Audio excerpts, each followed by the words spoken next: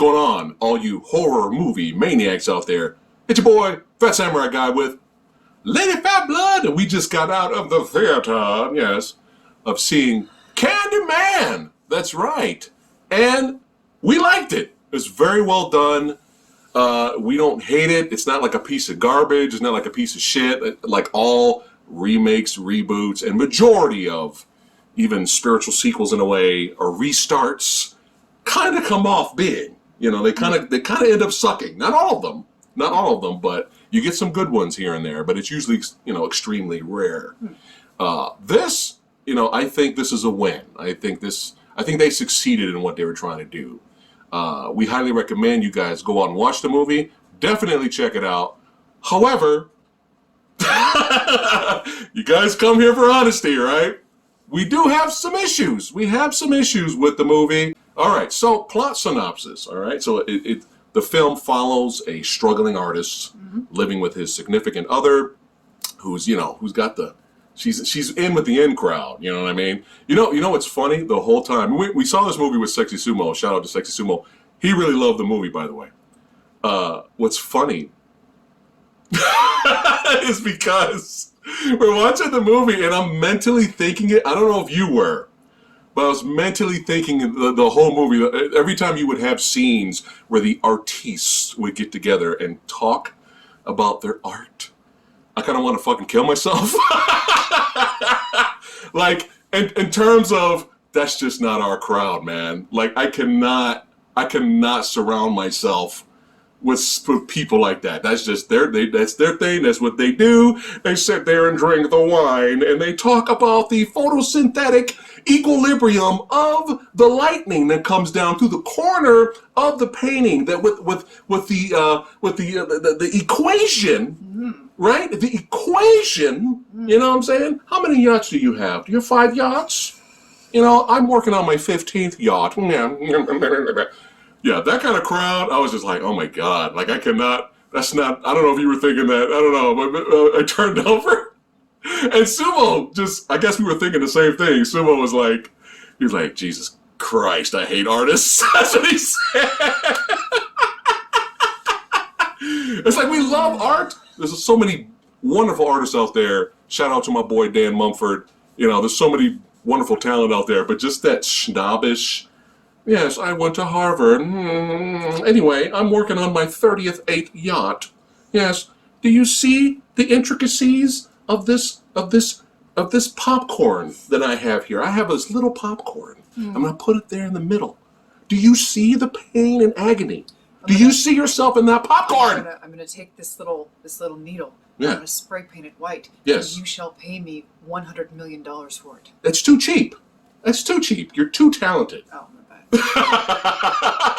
Anyway, sorry, I got off on the snobby rant there, but I was like, Jesus Christ, this is just that is not my, Samurai ain't gonna be hanging out. You can find Samurai, you know, watching the ball game or some MMA and drinking a beer, son. That's what we do. Anyway, back to the movie. But it's like, oh my God, this is not my scene. Anyway, but yeah, you have a struggling artist.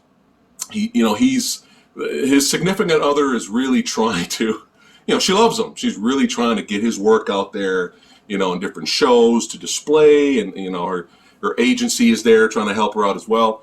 And it's just, he's struggling, and it's not looking too good, And then one day they're all sitting down chilling, and his significant other's brother, right? Just for shits and giggles, he's like, hey, you guys want to hear a scary story? And he tells about the mythos of Candyman. And the artist kind of gets ideas. What I thought was interesting was they took the sometimes reality becomes myth, and over time stories change. And I liked how the version he told is not what happened in the original movie. You know what I mean? It's similar, but the ending's different. And I kind of like that, because that's what happens with real life tragedies or stories. They become legend and myth, and then they change over time sometimes. Well, the story that he told was what everybody else that wasn't actually in the room would have thought.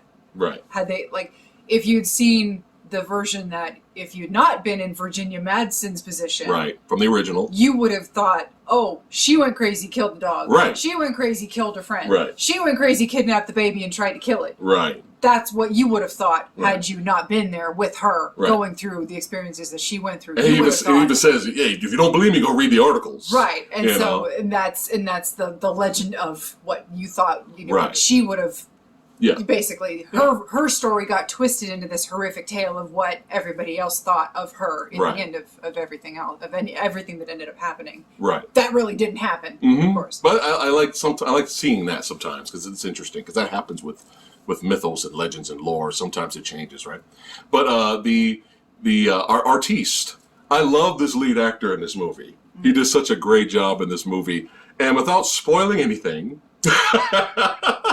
His personality is funny and we like him, but certain things happen to certain characters, and his reaction to them, we were completely surprised by that. We were like, oh my God, he's one of these characters, okay. Kind of has a bit of an ego. Yeah. Kind of has a bit of a chip on his shoulder. Right. Which you might not expect from the protagonist of a film. Right. The hero. Right. Right. Which is, I like it. I like that it's different. Yeah. Yeah. But he gets a little bit of an inspiration from the Candyman story out of desperation, and he starts looking up the articles himself. And then, he starts doing his research. And I think there might have, I may be wrong, and correct me guys in the comments below if I'm wrong, but I'm wrong here, but at one of the houses, he goes back to the old neighborhood and to investigate for research for his Cabrini Green, right? So he goes back there. And he looks on the wall, and I think I might be wrong, but there's a graffiti character, of a character on the wall there, and it looked like a white guy with a red beard and red hair, and I wonder if that was a little homage to the original character from the Clive Barker short. Oh yeah, I heard about that. Because in the original Clive Barker short, Candyman's white with red beard and red hair. Yeah. So I thought, I was like, is that what they're trying to do there? A little shout out there? Oh, yeah. Yeah, I might be wrong, but that's what I thought of. So, and of course they changed it for the classic film with Tony Todd. But yeah, everything was so well done. The directing was really well done. It was nice to have a film full, for the most part, of lead characters that you're not rooting to get murdered. Yeah, yeah. A la Hellfest, or movies like Hellfest. When you go into mainstream horror films, usually the bulk of your characters that you're following, you don't give a shit about. They're all irritating. You're waiting for them to die. You're waiting for the kill count. Yeah, you just don't care about them. Yeah. They're all grating on the nerves. Most of them are just like fodder. And this movie, most of the characters that you're following, they're all fine. Yeah. They're all very well scripted. They're all very well performed. The actors are all perfectly fine. They're all suitable. I'm going to take a bash at the lead. Oh, okay. Yahya Abdul-Mateen II. Oh my God! I was letting her handle. I'm horrible with names, so I'm gonna go out on a limb. I do apologize if that's not how you pronounce his name. Yeah. But he's great. Black Manta, son. He's great, and he's really good. The only complaint that I really had was that we just did not get him enough as Candyman. The movie takes its time. Yeah. In its build-up, which is always welcome in a horror film. The movie does not rush. The movie is about 2 hours long, and it's got a really nice build-up. Which again, the original Candyman did that as well. Which is always welcome in a horror film. Yeah, you don't. If there are two types of horror films that I welcome. A trashy horror film that knows exactly what it is and gets right to it and doesn't waste my time. And it's fun. Which, bravo to you. If you know you're a piece of trash and you want to just have fun. Entertainment play only. With and just go with it. Yeah. Bravo to you. Yeah. You know what you are and you're not going to dick around and waste my time. Right. Fine. I applaud you. Or a movie like this where you're trying to craft the story. I will always appreciate a film that takes its time. Character development. Exactly. Yeah. And that's what this movie does. Now, does the end justify that build-up? That's for some people. Not to me. Not to me. To decide. For us, no, it didn't quite. It kind of fell flat. It was a little weak. Right. I could see a lot of people enjoying the hell out of it, though. Yes. I could see a lot of people going, "Holy shit! Oh, it's I could see that, right. You know, and that's great, right? But for me, right. You know, let's wrap up the positives first before we get into the negatives of the movie. Was there anything else? The score was very well done. It wasn't as iconic as Philip Glass's score from the original, of course, but it was solid. It had a really interesting thread where they kept. It was solid. Well, not with the score. The score was good, but also with the shadow puppets with the. I like that. Yeah, it was an interesting thread that they kept throughout the film. Mm-hmm. Where it was like the kid playing with the little stick puppets on the shadows. They had a really interesting hook where the kills were done in a mirror. Yes, and this was one of the highlights of the movie right here. That I thought was very innovative. Yeah. Even the beginning of the film, for a split second, I thought, "Oh shit, did our projection fuck up?" Because when it was reversed, the Universal and the MGM logo were reversed, and I'm like, "What do they do?" Oh, it's in the mirror.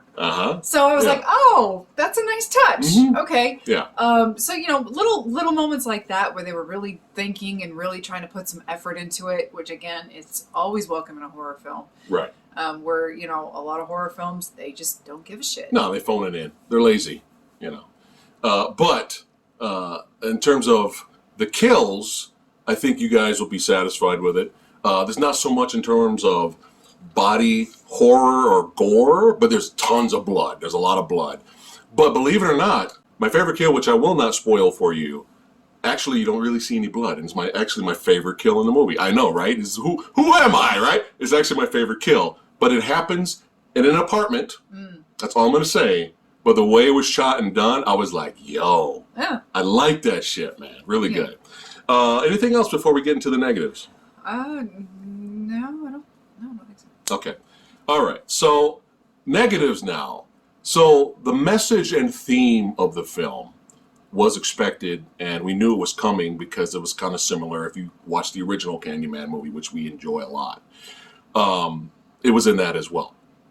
Evil creates evil, right? Evil creates evil that goes on revenge, and it's a constant loop. It's a constant circle.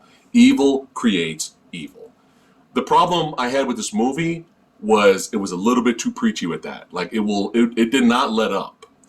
As soon as the evil creates evil scene happens earlier in the movie, that was all we needed to get the point across, to get the message across, right?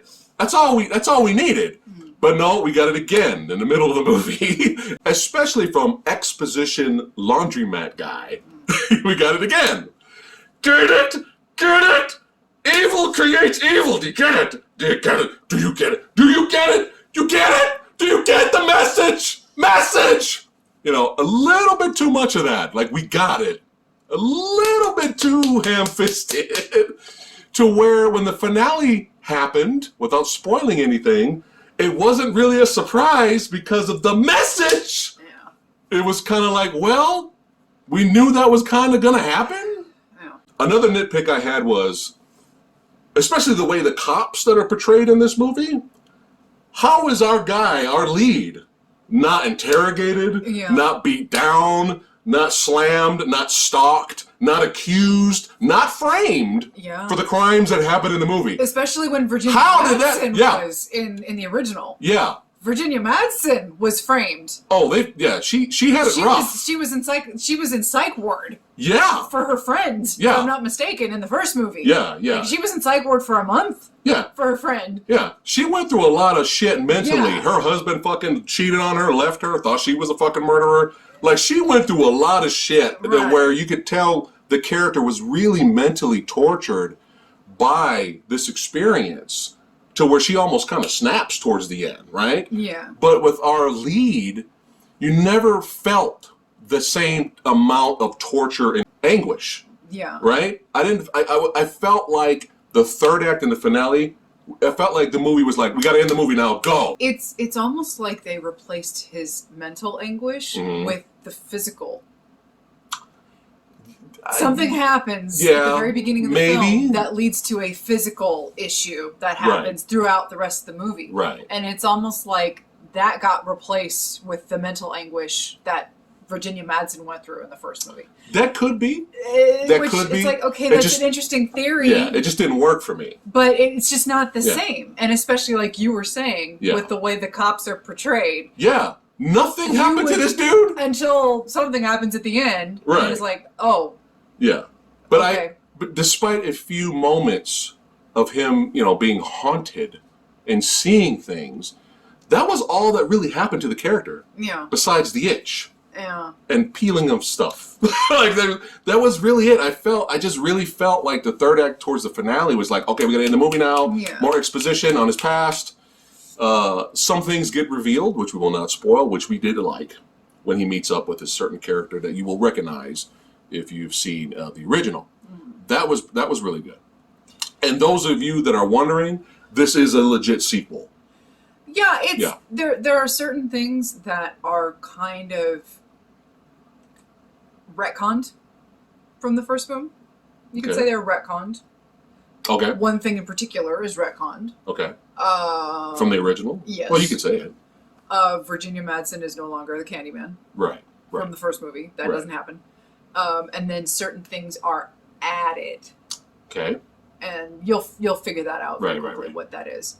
So in that way, it's kind of a soft reboot-quel, in that they're adding their own lore to it. Okay, yeah, it is, I guess in a way, yeah. But yeah, I just felt like the character wasn't really tortured enough mentally. All this slow burn and build up and character development, and then I felt like the movie just kind of rushed, and then we're at the finale now, and it was just kind of like I felt like the character gave up a little bit too quickly and accepted his fate, which kind of, for me, just me, I guess, led to an anticlimactic finale for us, not for you guys. I'm sure you guys will go batshit insane. But yeah, go ahead. It's I know you guys are gonna do that, which is fine. You're right.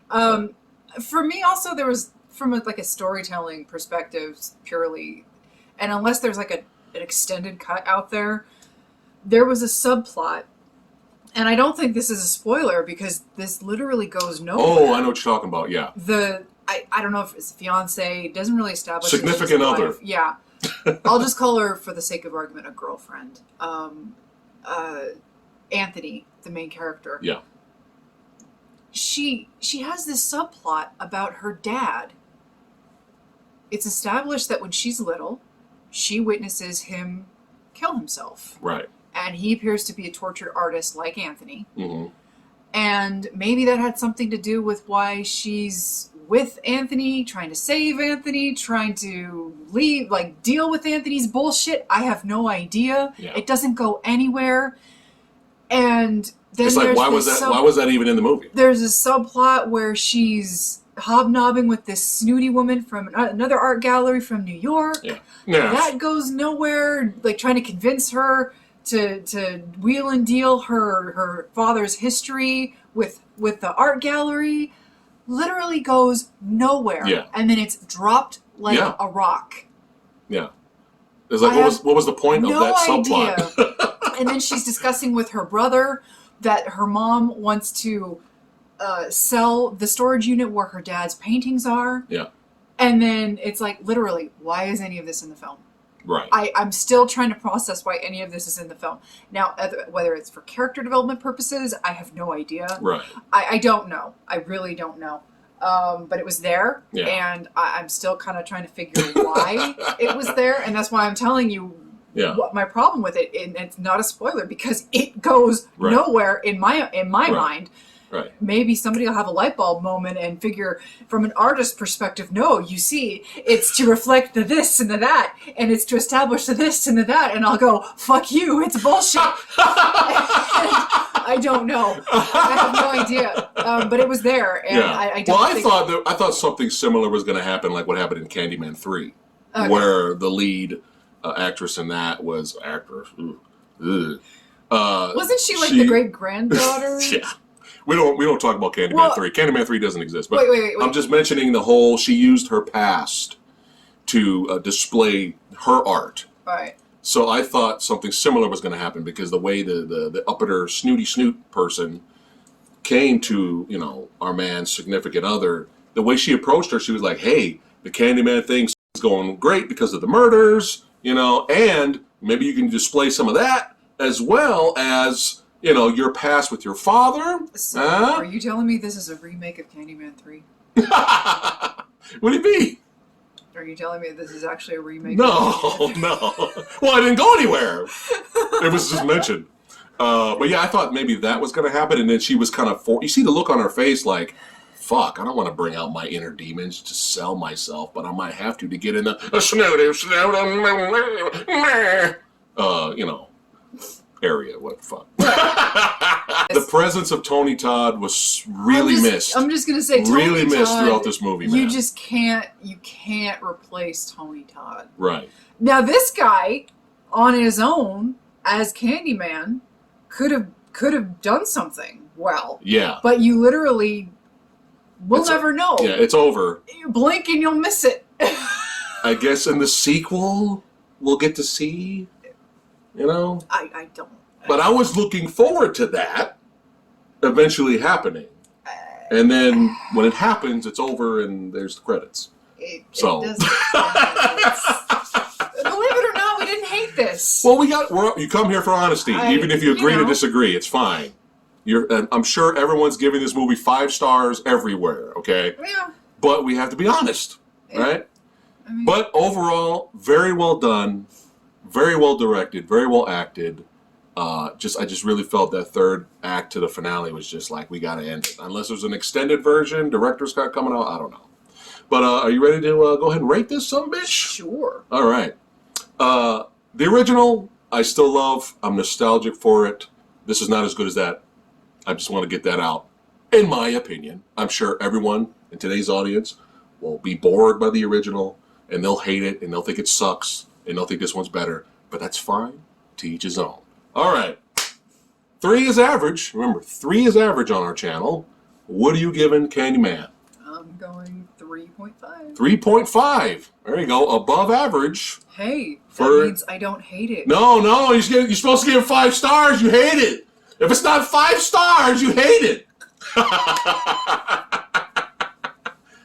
Yes. I am going to get it. I'm going to give it a 3.8, man. I'm going to give it a 3.8.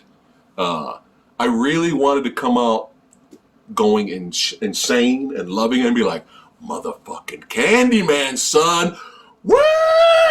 I wanted to come out like that, but I didn't come out like that. Hopefully, fingers crossed, Halloween Kills.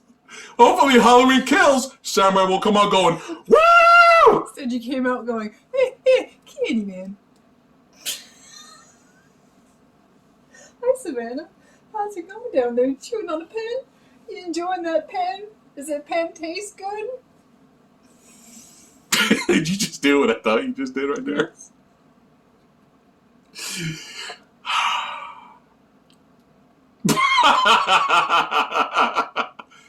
Watch What We Do in the Shadows. You'll get that joke. All right. Christ. There you go.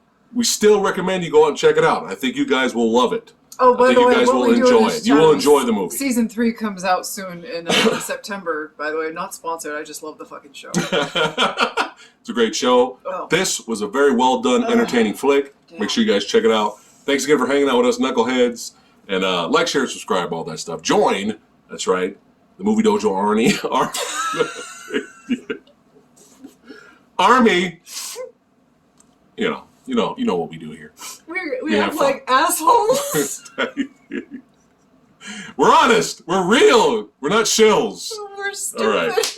We are. But it's, you know what? It's fun. As long as we make somebody laugh. As long as we make you laugh. And I'd rather be stupid than a fucking schnob every day. You see the orange dot represents the setting sun. Look at this. And Bubba. Do you see the shining light? Bubba. This lipstick. represents the end of times here. Oh no, it's just my mouth. Shh! Don't tell them that. Oh. $5 million. Thanks again for watching, guys. Candyman. Perfect.